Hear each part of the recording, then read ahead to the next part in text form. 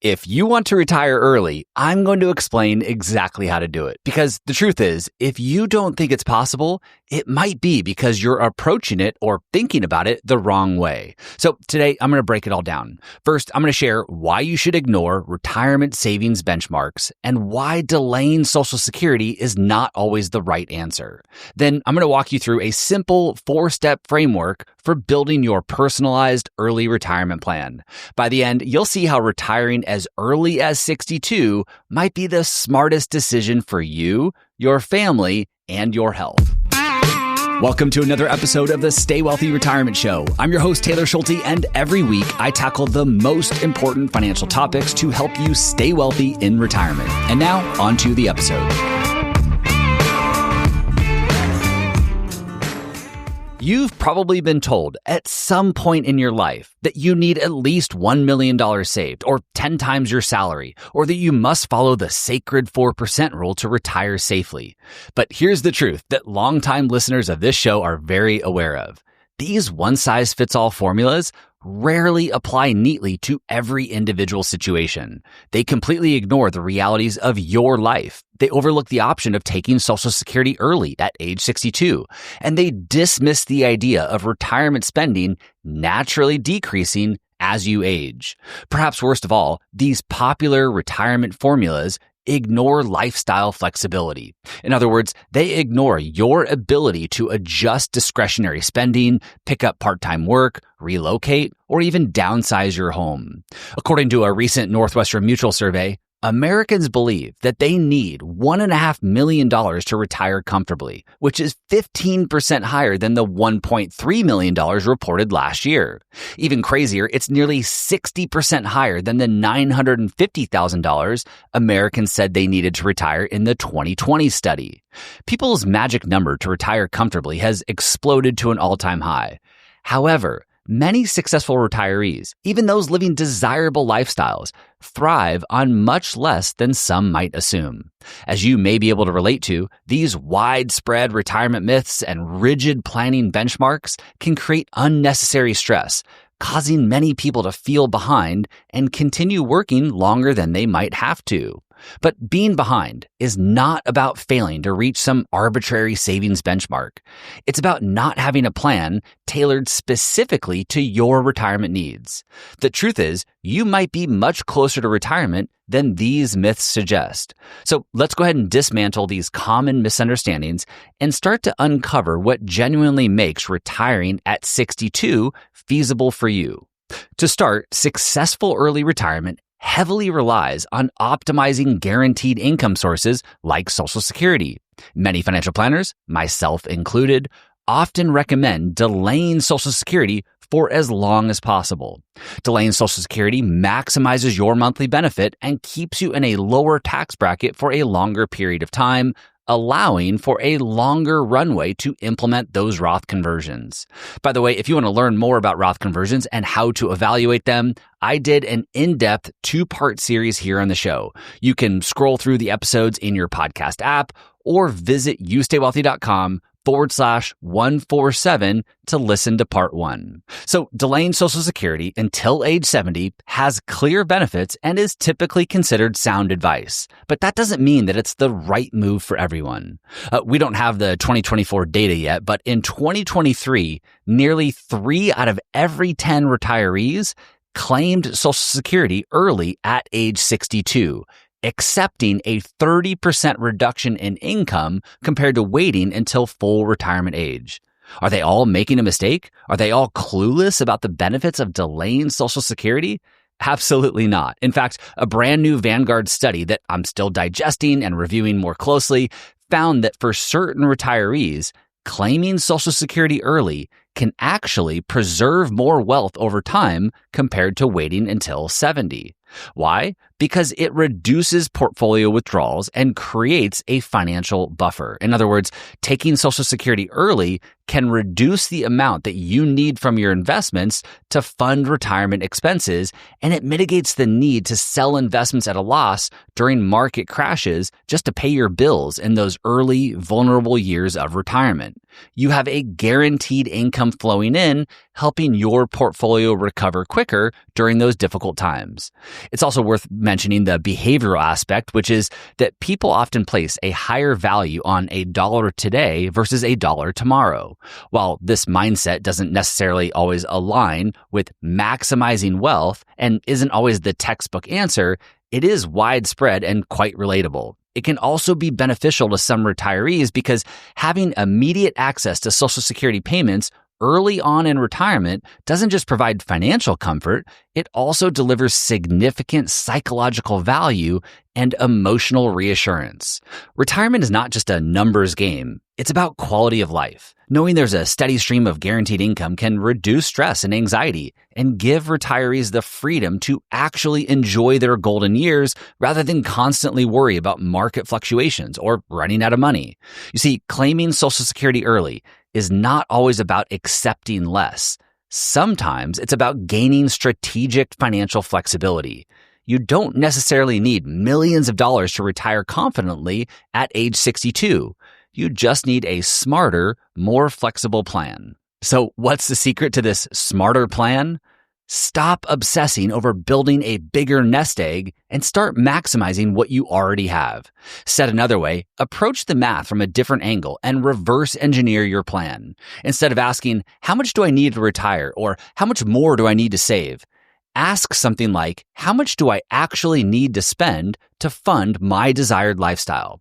For example, I recently spoke to a couple who felt significantly behind with a $1.8 million retirement portfolio. Every online calculator told them that they needed $2.5 million to retire comfortably. They were stressed and working jobs they hated, sacrificing their health for a number that maybe wasn't even accurate. Here's what we discovered. They needed $130,000 per year to fund their retirement. Housing, travel, entertainment, everything. Like many people I talked to, they were not even considering Social Security before age 70 because everything they read told them that taking it early was the wrong choice, that everyone should delay to get the higher benefit. But knowledge is power, and exploring what it looks like to take it early and knowing how that decision can help or hurt your plan is a wildly beneficial exercise. Even if you don't take it early, knowing that you can and knowing the impacts of that decision can completely change your mindset. For this couple, taking it early was likely going to be the right answer based on their unique retirement needs and goals. So when we factored in Social Security at age 62, which would pay them a combined $50,000 annually on day one of retirement, we highlighted that they would now only need $80,000 from their $1.8 million portfolio. Now, under the problematic and overly conservative 4% rule, they would still mistakenly assume that retirement was still out of reach. 4% times $1.8 million is only $72,000 per year, which is short of their needs. However, by shifting and improving their portfolio asset allocation and implementing a flexible withdrawal strategy known as guardrails, we highlighted that they could safely begin taking out $97,000 per year from their portfolio, more than what they actually needed. Even better, we revisited their expenses and highlighted that a healthy percentage of them, such as travel, would naturally decrease as they aged, offering further flexibility in their later retirement years.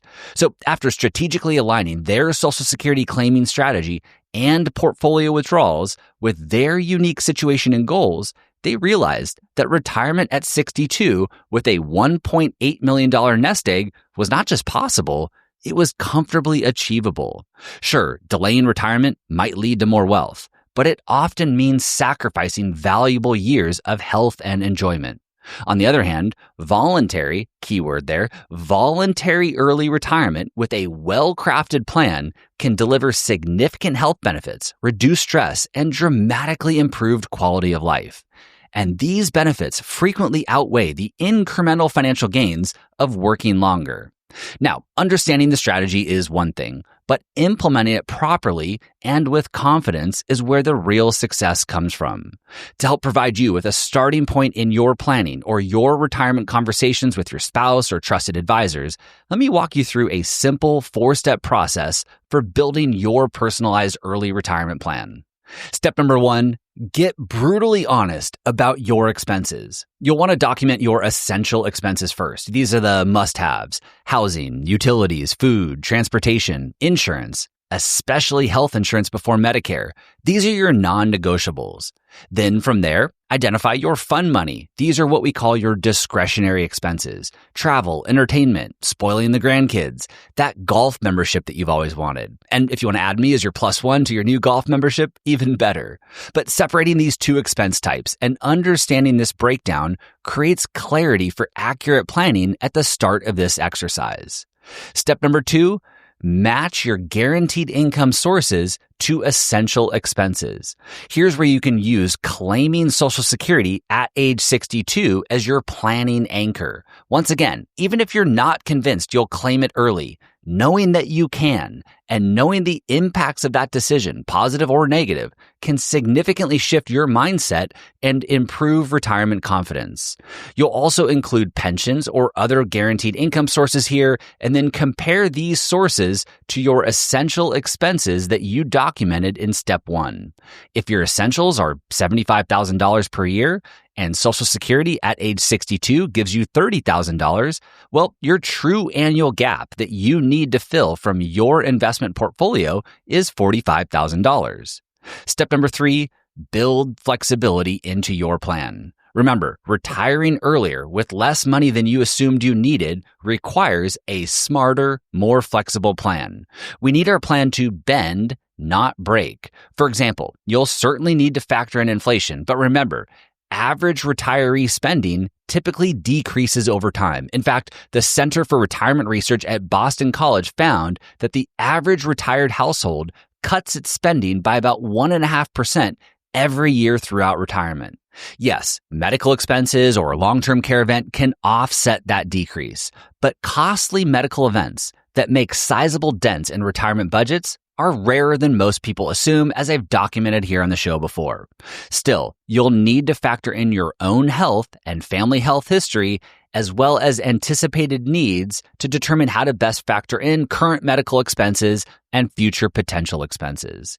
As part of step 3, you'll also want to factor in what I call your flexibility levers.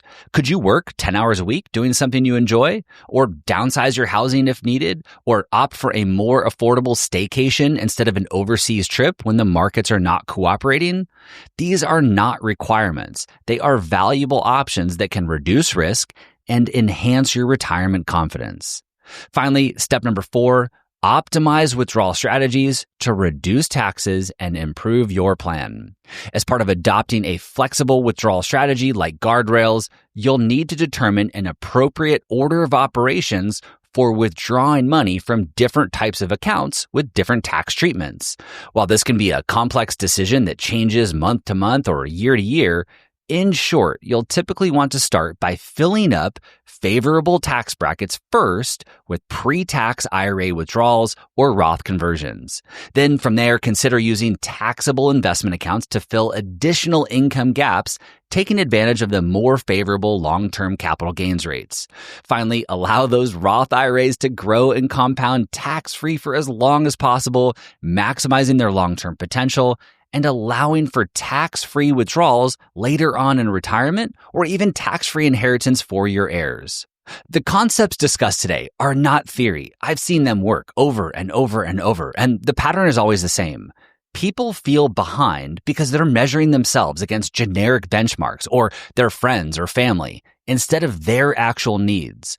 And here's the problem, specifically for those who want to stop working and want to retire early. Every month that you delay could be costing you precious time with family, your health, and experiences that you'll never get back. Now, you might be thinking, Taylor, but what if I run out of money? Sure, that is a valid and common concern that certainly needs to be addressed and built into your long-term plan. But working 5 or 10 more years in a job that you don't love just to stash away more money because you feel behind is not always the right answer, especially if you're too tired or unhealthy to enjoy it all when you finally do pull the trigger. As I noted in a recent episode, the biggest retirement risk for smart, diligent savers like you is not necessarily running out of money. It's running out of time. By documenting your expenses, thoughtfully leveraging Social Security benefits, identifying your flexibility levers, and implementing a flexible, tax-efficient withdrawal strategy, you likely already possess everything needed to retire much sooner than you believed possible. And that decision could genuinely be one of the best financial and personal decisions that you ever make. Once again, to view the research and articles supporting today's episode, just head over to USAwealthy.com/245. This podcast is for informational and entertainment purposes only and should not be relied upon as a basis for investment decisions. This podcast is not engaged in rendering legal, financial, or other professional services.